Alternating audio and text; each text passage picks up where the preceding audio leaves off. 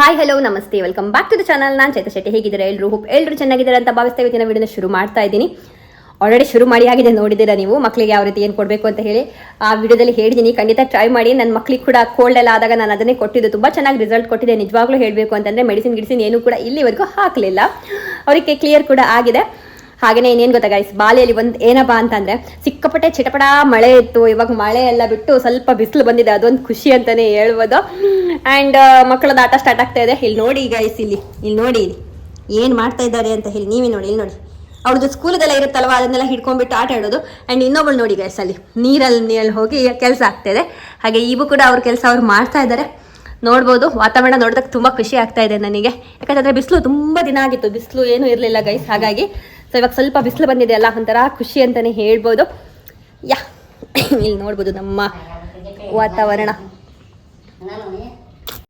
ಹಾಗೆ ಇನ್ನೊಂದೇನಪ್ಪ ಅಂತಂದರೆ ಊರಲ್ಲ ಅಂತಂದರೆ ನಮ್ಮ ಮನೆ ಸೈಡ್ ಒಂದು ಜನವರಿ ಒಂದು 5th ಈ ಥರ ಎಲ್ಲ ಏನಾಗುತ್ತೆ ಅಂತಂದರೆ ಗೆಂಡದ ಹಬ್ಬ ಎಲ್ಲ ಇರುತ್ತೆ. ಆವಾಗ ಒಂಥರ ಆ ಹಬ್ಬ ಎಲ್ಲ ತುಂಬ ಖುಷಿ ಆಗುತ್ತೆ. ಆ ಹಬ್ಬ ಅಂತಂದರೆ ನಾವು ಸ್ಕೂಲ್ ಟೈಮಲ್ಲೆಲ್ಲ ಇರೋಂತಂದರೆ ಹಬ್ಬ ಅಂತಂದರೆ ಆ ದಿನ ಹಾಫ್ ಡೇ ಲೀವ್ ಕೊಡ್ತಾಯಿದ್ರು. ಬೆಳಿಗ್ಗೆಯಿಂದನೇ ಪ್ರಿಪೇರು, ಪಾಕೆಟ್ ಮನಿ ಅದು ಇದು ಅಂತ ಹೇಳಿ ತುಂಬ ಖುಷಿಯಾಗುತ್ತೆ ಹಬ್ಬಕ್ಕೆಲ್ಲ ಹೋಗೋದು ಅಂತಂದರೆ.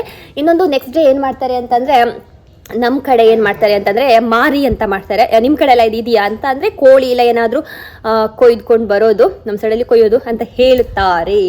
ಸೊ ಆ ದಿನ ಚಿಕನ್ ಸಾರು ಅಂದರೆ ಒಂಥರ ಸ್ಪೆಷಲ್. ಇವಾಗಲೂ ಕೂಡ ಹಾಗೆ ನನಗೆ ಮಾರಿ ಅದೆಲ್ಲ ಅಂತಂದರೆ ತುಂಬಾ ಇಷ್ಟ ಗೈಸ್. ಹೇಳಬೇಕು ಅಂತ ಅಂದರೆ ಒಂಥರ ಅದು ಚಿಕನ್ ಸಾರದಿದೆ ಸ್ಪೆಷಲ್ ಇರುತ್ತೆ. ಹಾಗಾಗಿ ಇಲ್ಲಿ ನೋಡ್ಬೋದು ನಮ್ಮ ಮನೆಯಲ್ಲಿ ಏನು ಮಾಡ್ತಾ ಇದ್ದಾರೆ ಶೆಟ್ಟಿಯರಂತ. ಹಾಯ್ ಮಾಡಿದವ್ರೆ ನೋಡಿ.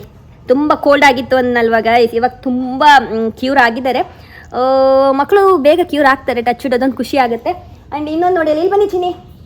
ಏನೂ ಗೊತ್ತಿಲ್ಲ ಗೈಸ್, ಅಲ್ಲಿ ಏನೆಲ್ಲ ಸಿಗುತ್ತೋ ಅದರಲ್ಲಿ ಹಿಡ್ಕೊಳ್ಳೋದು, ಆಡೋದು. ಅಲ್ಲಿ ನೋಡಿ, ಅಲ್ಲಿ ಮೇಲೆ ಹತ್ಕೊಂಡು ಅವಳಷ್ಟಕ್ಕೆ ಅವಳೇನೋ ಆಟ ಆಡ್ತಾ ಇದ್ದಾಳೆ ನೋಡಿ ಗೈಸ್. ನೋಡಿ, ಎಲ್ಲಾದರೂ ಬಿದ್ದರೆ ಏನಾಗ್ಬೋದು ಹೇಳಿ.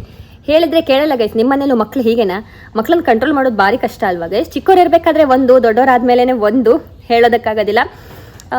ಓಕೆ, ಇವಾಗ ಆಲ್ರೆಡಿ ಟೈಮ್ 12 ಆಗ್ತಾ ಬಂದಿದೆ. ಉರಿ ಬಿಸಿಲು ಅಂತಲೇ ಹೇಳ್ಬೋದು. ನೋಡಿ ಎಷ್ಟು ಬಿಸಿಲು ಬಂದಿದೆ ಇವತ್ತು, ವಾತಾವರಣ ಅಂತ ಹೇಳಿ ಸಖತ್ತಾಗಿಲ್ವಾ? ದೇವಸ್ಥಾನ ನೋಡ್ಬೋದು ಬಾಲಿಯಲ್ಲಿ. ನನಗೆ ಇಲ್ಲೊಂದು ಖುಷಿ ಆಗೋದು. ಮತ್ತು ಇಲ್ಲೊಂದು ದೇವರು ನೋಡಿ, ಗಣಪತಿ ದೇವರಿದೆ ಅಲ್ಲಿ. ಸೊ ಎಲ್ಲಿ ಇದೆ, ಮಿಸ್ ಆಯಿತು, ಅದು ನಿಲ್ಲಿಸಿ ತೋರಿಸಿದ್ರೆ ತೋರ್ತಿತ್ತೇನೋ. ಇಲ್ಲಿ ನೋಡಿ ಚೆನ್ನಾಗಿದೆ. ಬೆಳಿಗ್ಗೆ ಗುಡ್ ವೈಫ್ ನಮಗೆ. ಯಾವಾಗ ಹೊರಗೆ ಬಂದು ನೋಡ್ತೀನೋ ಆವಾಗೆಲ್ಲ ಟೆಂಪಲ್ ಥರ ಗಣಪತಿ ದೇವರು, ಒಂಥರ ಖುಷಿಯಾಗುತ್ತೆ. ಗಜಾನನ ಅಂದ್ಕೊಂಡು ನನ್ನ ಕೆಲಸ ಮಾಡ್ಕೊಳ್ಳೋದು. ಓಕೆ ಗೈಸ್, ಇವತ್ತೇನಪ್ಪ ಅಂತಂದರೆ ಒಂದು ಒಳ್ಳೆ ಚಿಕನ್ ರೆಸಿಪಿನ ನಾನು ಮಾಡ್ತಾ ಇದ್ದೀನಿ. ಸಖತ್ತಾಗಿ ಬರುತ್ತೆ. ತುಂಬ ಒಂದು 2-3 ಸಲ ಮಾಡಿದ್ದೀನಿ, ಡಿಫ್ರೆಂಟ್ ಆಗಿದೆ. ನೀವೇನಾದರೂ ಈ ಥರ ಮಾಡಿದಿರಾ? ಐ ಥಿಂಕ್ ನೀವು ಮಾಡಿಲ್ಲ ಅಂತ ಅನ್ಕೊಂತೀನಿ. ಮಾಡಿಲ್ಲ ಅಂತಂದರೆ ಖಂಡಿತ ಅದನ್ನು ಟ್ರೈ ಮಾಡಿ ಬನ್ನಿ. ಇವಾಗ ಪ್ರಿಪೇರ್ ಮಾಡೋದಕ್ಕೆ ಹೋಗೋಣ, ಆಲ್ರೆಡಿ ಟೈಮ್ ಆಗಿದೆ. ಮೊದಲಿಗೆ ನಾನಿಲ್ಲಿ ಒಂದು ಬಾಣಲೆಗೆ ಸ್ವಲ್ಪ ಕೋಕೋನಟ್ ಆಯಿಲ್ ಹಾಕೊತಾ ಇದ್ದೀನಿ. ಇದಕ್ಕೆ ಕೋಕೋನಟ್ ಆಯಿಲ್ ಹಾಕೊಂಡ್ರೆ ಚೆನ್ನಾಗಿರುತ್ತೆ. ಹಾಗೆ 1 ಸ್ಪೂನ್ ಆಗುವಷ್ಟು ಕೊತ್ತಂಬರಿ ಬೀಜನ ಹಾಕಿದ್ದೀನಿ. 1/4 ಸ್ಪೂನ್ ಆಗುವಷ್ಟು ಜೀರಿಗೆನ ಹಾಕೊಂಡಿದ್ದೀನಿ. ಹಾಗೆ ಇಲ್ಲಿ ನೋಡ್ಬೋದು, 1-2 ಲವಂಗನ ಹಾಕೊತಾ ಇದ್ದೀನಿ. 1-2 ಪೀಸ್ ಆಗುವಷ್ಟು ಚಕ್ಕೆ. ತುಂಬ ಗರಂ ಮಸಾಲೆನ ಇದಕ್ಕೆ ಹಾಕಬಾರ್ದು, ಅಷ್ಟು ಚೆನ್ನಾಗಿ ಬರೋದಿಲ್ಲ. ಹಾಗಾಗಿ ಒಂದ್ಸಲ ಚೆನ್ನಾಗಿ ಈ ರೀತಿ ರೋಸ್ಟ್ ಮಾಡ್ಕೊಳ್ಬೇಕಾಗತ್ತೆ. ಹಾಗೆ ಒಂದು ಆನಿಯನನ್ನು ಕಟ್ ಮಾಡ್ಕೊಂಡು ಹಾಕೊಂಡಿದ್ದೀನಿ. 3 ಪೀಸ್ ಆಗುವಷ್ಟು ಬೆಳ್ಳುಳ್ಳಿಯನ್ನು ಹಾಕೊಂಡಿದ್ದೀನಿ. ಒಂದು ಸ್ವಲ್ಪ ಗೋಡಂಬಿ, ಒಂದು 5-6 ಇರ್ಬೋದು ಅದರಲ್ಲಿ. ಸೊ ಚೆನ್ನಾಗಿ ಒಂದ್ಸಲ ಈ ರೀತಿಯಾಗಿ ರೋಸ್ಟ್ ಮಾಡ್ಕೊಳ್ಳಿ. ಹಾಗೆಯೇ 1 ತುಂಡಾಗುವಷ್ಟು ಶುಂಠಿಯನ್ನು ಹಾಕೊಬೇಕು.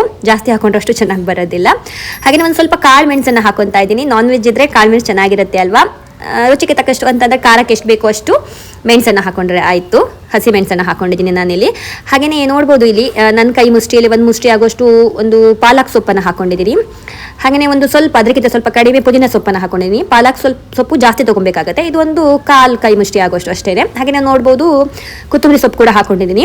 ಒಂದ್ಸಲ ಚೆನ್ನಾಗಿ ಈ ರೀತಿ ಮಿಕ್ಸ್ ಮಾಡ್ಕೊಳ್ಬೇಕಾಗತ್ತೆ. ಸೊ ನೋಡ್ಬೋದು. ಹಾಗೆಯೇ ಇಲ್ಲಿ 1 ಟೊಮೆಟೊ ಇದೆಯಲ್ವಾ, ಅದನ್ನು ಕಟ್ ಮಾಡ್ಕೊಂಡ್ಬಿಟ್ಟು ಕೊನೆಯಲ್ಲಿ ಹಾಕೊಂಡಿದ್ದೀನಿ. ನೋಡ್ಬೋದು, ಇದು ನೋಡೋದಕ್ಕೆ ಇಷ್ಟೊಂದಾಗಿದೆ, ಬಟ್ ಅದನ್ನು ಚೆನ್ನಾಗಿ ರೋಸ್ಟ್ ಮಾಡ್ಕೊಳ್ಬೇಕಾದ್ರೆ ಒಂದಿಷ್ಟ ಆಗಿಬಿಡುತ್ತೆ ಅದು ಮಸಾಲೆ, ಏನು ತುಂಬ ಆಗೋದಿಲ್ಲ. ಅದನ್ನು ಚೆನ್ನಾಗಿ ನೀವು ಗ್ರೈಂಡ್ ಮಾಡ್ಕೊಳ್ಬೇಕಾಗತ್ತೆ. ಹಾಗೆಯೇ ಇಲ್ಲಿ ಸ್ವಲ್ಪ ಕೋಕೋನಟ್ ಆಯಿಲ್ಗೆ ಆನಿಯನ್ ಹಾಕಿದ್ದೀನಿ. 1 ಆನಿಯನ್ ಹಾಕಿದ್ದೀನಿ. ಹಾಗೆಯೇ ಉಪ್ಪು ಮತ್ತು ಅರಿಶಿಣ ಪೌಡರ್ ಹಾಕಿಬಿಟ್ಟು ಇವಾಗ ಚಿಕನನ್ನು ಹಾಕೊಂಡ್ಬಿಟ್ಟು ಚೆನ್ನಾಗಿ ಇದನ್ನು ಸ್ವಲ್ಪ ಬೇಯಿಸ್ಕೊಳ್ತೀನಿ. ಫುಲ್ ಬೇಯಿಸ್ಕೋಬಾರ್ದು, ನಾರ್ಮಲಿ ಹಾಫ್ ಬೇಯಿಸ್ಕೊತೀವಲ್ವ ಹಾಗೆಯೇ ತುಂಬ ಚೆನ್ನಾಗಿ ಒಂದ್ಸಲ ಮಿಕ್ಸ್ ಕೊಟ್ಕೊಂಡ್ಬಿಟ್ರೆ ಉಪ್ಪಲ್ಲಿ ಸ್ವಲ್ಪ ಬೆಂದರೆ ಸಾಕು.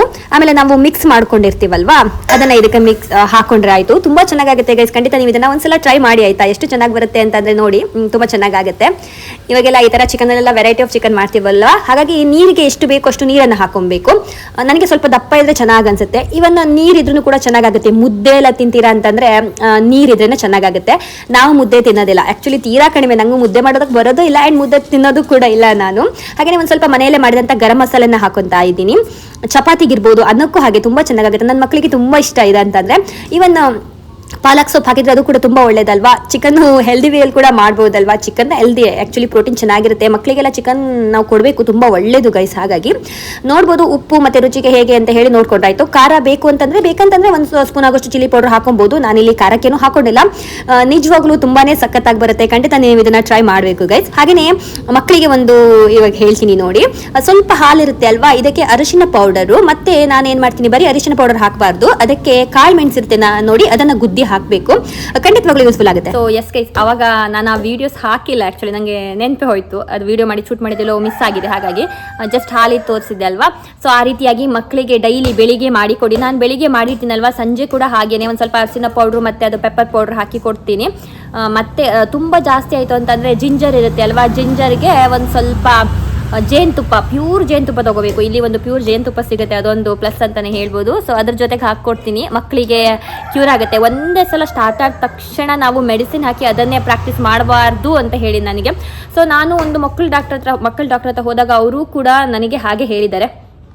ಸೊ ಹಾಗಾಗಿ ಸ್ವಲ್ಪ ಕೊಜಲ್ ಮಾತಾಡ್ತಾ ಇದ್ದೀನಿ. ನನಗೊಂದು ಏನು ಗೊತ್ತಾ, ಅಲ್ಲಿ ಫ್ರಿಜ್ಜಿಂದ ಹೋಗಿ ಸ್ವಲ್ಪ ಕೋಲ್ಡ್ ತಿನ್ಕೊಂಬರ್ತೀನಿ. ಕೋಲ್ಡ್ ತಿನ್ಕೊಂಬಂದ ತಕ್ಷಣ ನಾಳೆಗೆ ದಪ್ಪ ಆಗುತ್ತಲ್ವಾ, ಕೊಜಲ್ ಅನ್ಸುತ್ತೆ ಮಾತಾಡೋದು.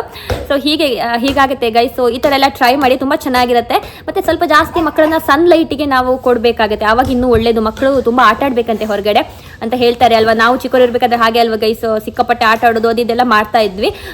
ಸೊ ಇವಾಗಿನ ಮಕ್ಕಳಿಗೆ ಹೊರಗಡೆ ಬಿಡೋದು ತೀರಾ ಕಡಿಮೆ ಆಗಿಬಿಟ್ಟಿದೆ. ಸ್ಕೂಲ್ಗೆ ಹೋದರೆ ಬೆಳಿಗ್ಗೆಯಿಂದ ಸಂಜೆ ತನಕ ಇಷ್ಟು ಚಿಕ್ಕ ಮಕ್ಕಳಿಗೆ ಓದೋದು ಅದು ಇದು ಅಂತ ಹೇಳಿ ಏನೂ ಮಾಡೋದಕ್ಕಾಗೋದಿಲ್ಲ. ಬಟ್ ಅದಕ್ಕೋಸ್ಕರ ಇವಾಗ ಚಿಕ್ಕವರು ಇರಬೇಕಾದ್ರೆ ಸ್ವಲ್ಪ ಆಡಲಿ ಅಂತ ಹೊರಗಡೆ ಬಿಟ್ಟಿದ್ದೀನಿ. ಮಳೆಗಿಳಿ ಏನೂ ಇರಲಿಲ್ಲ ಇತ್ತು, ಹಾಗಾಗಿ ಮಕ್ಕಳು ಸ್ವಲ್ಪ ಹೊರಗಡೆ ಎಲ್ಲ ಆಡ್ತಾರೆ. ನಂದು ಆ ಥರ ಏನು ಪ್ರಾಬ್ಲಮ್ ಇಲ್ಲ. ಯಾ ಗೈಸ್, ಸೊ ನೋಡ್ಬೋದು ಮಕ್ಕಳು ಆಟ ಆಡ್ತಾ ಇದ್ದಾರೆ. ನೋಡಿ, ನಾನು ವಿಡಿಯೋ ಮಾಡ್ತೀನಿ ಅಂದಾಗ ಸ್ವಲ್ಪ ಮೇಲ್ಕಡೆಗೆಲ್ಲ ನೋಡ್ತಾರೆ. ನಾನು ಪರವಾಗಿಲ್ಲ ಮಕ್ಕಳೇ ಆಟ ಆಡಿ ಅಂತ ಹೇಳಬೇಕು. ಸ್ವಲ್ಪ ನಾಚಿಕೆ ಸ್ವಭಾವ ಜಾಸ್ತಿ ನನ್ನ ಮಕ್ಕಳಿಗೆ. ಹೆಣ್ಮಕ್ಳೇ ಹಾಗೆ ಅಲ್ವಾ ಗೈಸ್, ಸ್ವಲ್ಪ ಬೋಲ್ಡ್ ಕಡಿಮೆ ಇರ್ತಾರೆ. ಬಟ್ ಇವಾಗಿನ ಮಕ್ಕಳು ಬೋಲ್ಡ್ ಇರ್ತಾರೆ ನನ್ನ ಪ್ರಕಾರ. ಆದರೆ ನನ್ನ ಮಕ್ಕಳಿಗೆ ಸ್ವಲ್ಪ ಮುಜುಗರ, ಅಷ್ಟು ಇದು ಮಾಡೋದಕ್ಕೆ ಹೋಗೋದಿಲ್ಲ. ಚಿಕ್ಕಳು ಸ್ವಲ್ಪ ನನ್ನ ಪ್ರಕಾರ ಬೋಲ್ಡ್ ಇದ್ದಾಳೆ ಅಂತ ಅನ್ಸುತ್ತೆ. ಇನ್ನು ಸ್ವಲ್ಪ ದೊಡ್ಡೋಳು ಆಗ್ತಾ ಗೊತ್ತಾಗಬೇಕಲ್ವಾ. ಬಟ್ ದೊಡ್ಡೋಳು ತುಂಬಾ ನಾಚ್ಕೋತಾಳೆ ಗೈಸ್. ಹಾಗೆ ಓಕೆ ಗೈಸ್, ಇವತ್ತಿನ ವಿಡಿಯೋನ ಇಲ್ಲಿಗೆ ಎಂಡ್ ಮಾಡ್ತೀನಿ. ಹೋಪ್ ನಿಮಗೆ ಇಷ್ಟ ಆಗಿರ್ಬೋದು ಅಂತ ಭಾವಿಸ್ತಾ ಮುಂದಿನ ವಿಡಿಯೋದಲ್ಲಿ ಮತ್ತೆ ಭೇಟಿಯಾಗೋಣ. ಅಲ್ಲಿವರೆಗೂ ಧನ್ಯವಾದಗಳು. Thank you for watching. ಮತ್ತೆ ಬಾಯ್ ಮಾಡಿ ಎಲ್ಲರೂ.